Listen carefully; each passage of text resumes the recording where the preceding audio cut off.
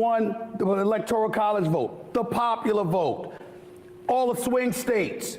I mean, he gave her a run for money in New York. I'll pause it now. Listen, honest. What's going on, you guys? We have Sam Seder talking about Stephen A. Smith. Sam Seder is talking about Hakeem Jeffries and what they spoke on. Let's get into it. A moment of rising fascism that understands that we need to meet the moment that Donald Trump and this assault by the Republican Party and this oligarchy is unique and in many ways unprecedented, at least in the past 100 years. Maybe not 100 years, let's say 80 or 90, right? Because there was an attempted march plot against FDR. At least we have that kind of democratic leader. Ladies and gentlemen, I give you Hakeem Jeffries on with Stephen A. Smith. Talking about how he sees the unique danger that is presented by the right. Oh, wait, no, actually, no. Anybody worth their salt will tell you the extreme left had a lot to do with pulling y'all back from the momentum one would argue you had, obviously, in 2020. What about pushing back against your own party? Pause it for a second. I want you to think about this. What the hell was that question? That premise.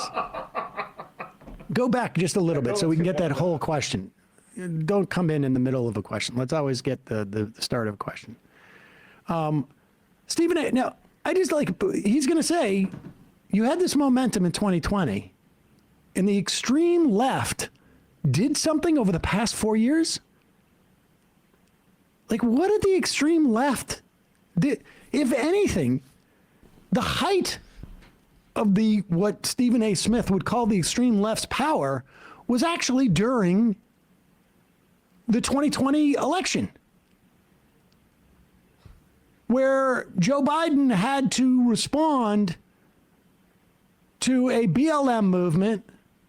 And again, I wouldn't call this extreme left, but I'm saying from their perspective. Right. Stephen A. Smith is one of the voices. He recently just said that he may run for the upcoming next term. And, I believe that Hakeem Jeffries, this may not be the only conversation that they have in the future. They may end up talking even more. But it would be great for Stephen A. Smith to talk to someone like Sam Seder, someone who can actually push back a little bit more. Movement, Bernie Sanders, Elizabeth Warren, who were strong enough that they were able to put their own people in labor and in Lena Khan, one of the last. Antitrust.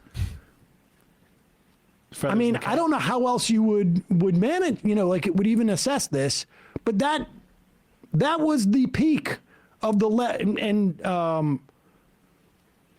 everything changed, with Jeff Zients says you got further in, the extreme left, max left, whatever you want to call it, had less power.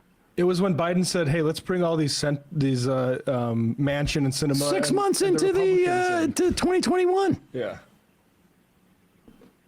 But let's hear. I'm sure Hakeem Jeffries will push back on that. In the Congress, in the courts, and in the community. What about aggressively pushing back for the far left? Because they lost you the election.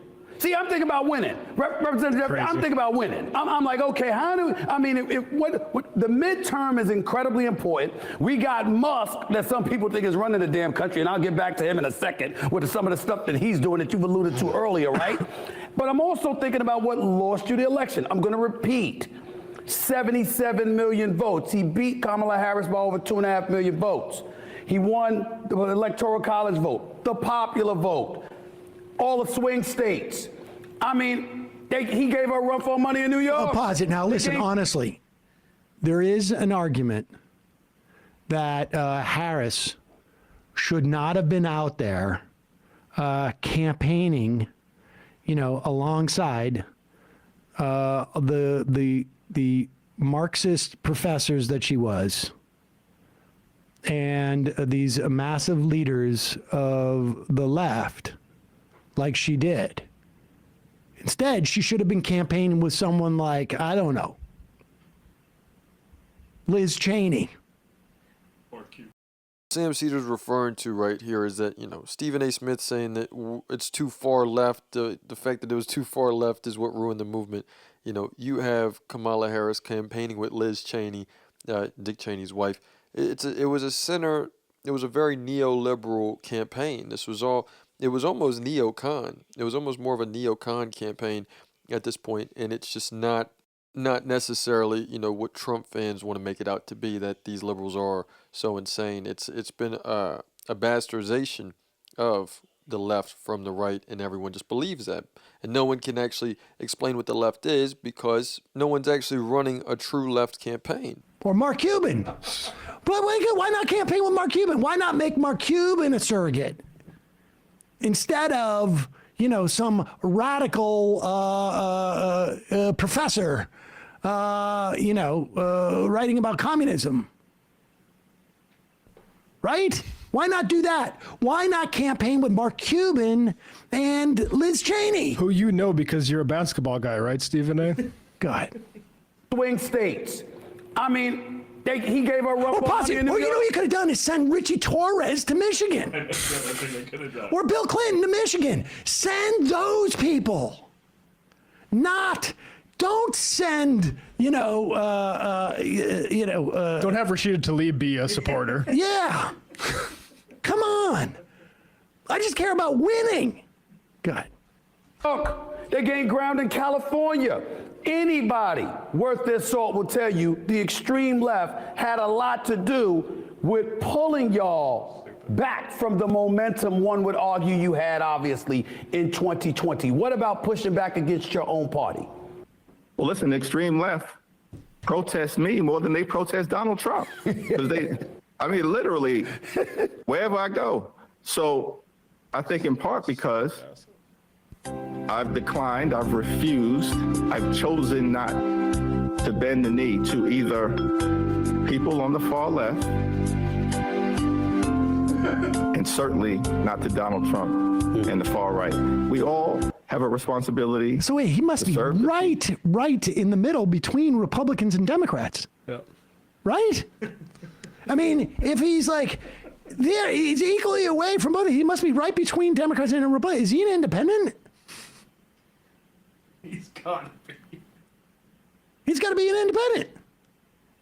I don't get it. Right in the middle, taking. Why he should? That's honestly.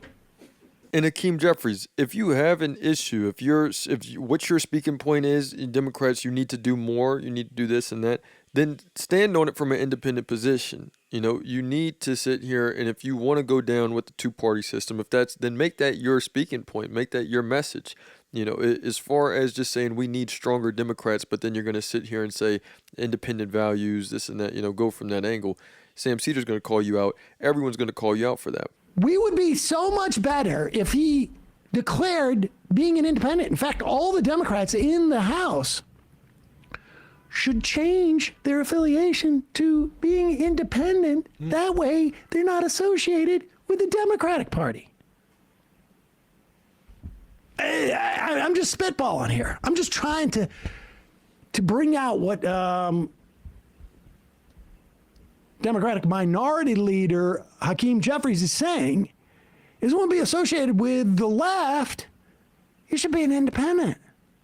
So there we have it, you guys. We have Sam Seder, digging into Hakeem Jeffries, digging into Stephen A. Smith. They're both sort of just, it would take a good conversation, and they may be more enlightened on what some next steps could do, possibly with Sam Seder. Let me know what you guys think in the comments. It's another day in the progressive way.